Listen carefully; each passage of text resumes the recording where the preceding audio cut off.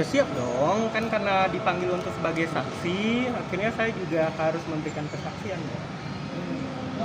Kemarin nama dokter juga banyak disebut sebagai dalang. Bukan hanya nama saya terus yang disebutkan dari awal permasalahan ini kan nama saya disebut. Ya, nama dokter juga disebut sebagai dalang.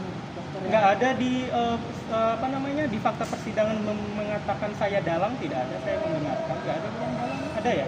Di dakwaan saya tanya ada. Tidak. Kesaksian Reza Gladys. Iya, tapi tidak ada kata-kata dalang.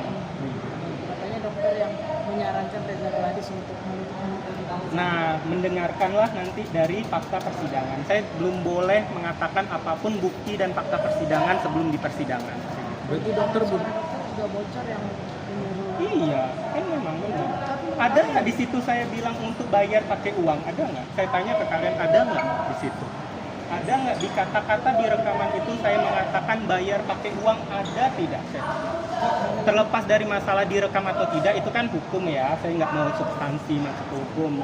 Tapi kalau di rekaman itu ada nggak saya nyuruh bayar pakai uang?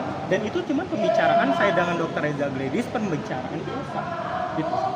Tapi terlepas mau ada rekaman atau tidak itu substansi hukum yang saya tidak mau bahas. Kemarin juga banyak blundernya.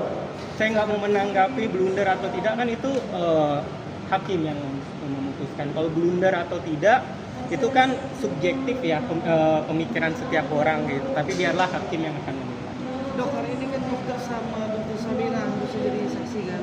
Saya nggak tahu siapa aja beneran, karena yang saya tahu suratnya itu sampai ke orang masing-masing. Saya dapatnya itu di hari Selasa sore. Oke.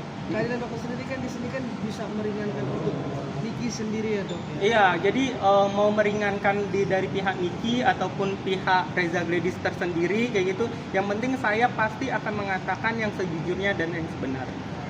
Dok, ini kan pertama kali atau beberapa kali sih untuk menjadi saksi di ruang sidang? Kalau di ruang sidang untuk pengalaman saya pribadi ya, ini yang kedua kali ya. Pertama sebelumnya saya juga pernah menjadi saksi persidangannya kasus Isa Zega ya di Kepanjen Malang. Nah, mungkin ada nervous atau Enggak lah, gimana kalau sih, Dok? seandainya kan kita sebagai saksi ya, saya bukan terdakwa, jadi tidak ada beban. Karena kalau sebagai saksi, apa yang ditanya tinggal jawab gitu. Beda mungkin pressure-nya sebagai pelapor dan terlapor ya. Kalau sebagai saksi, apa yang ditanya tinggal jawab. Jadi nggak ada beban yang bagaimana. Karena tidak ada masalah hukum kan. Iya. Semangat dok. Oke, terima kasih ya. Terima kasih, doain ya. Untuk fakta-fakta persidangan saya belum bisa kasih tahu dulu. Tapi kalau nanti setelah persidangan kalian kan bisa nanya. Kalau ini kan saya masih merahasiakan dulu untuk barang bukti. Kan? Grogi dok ya? Apa? Grogi ya? Enggak lah, kayak gitu kan bisa kelihatan grogi dan enggaknya.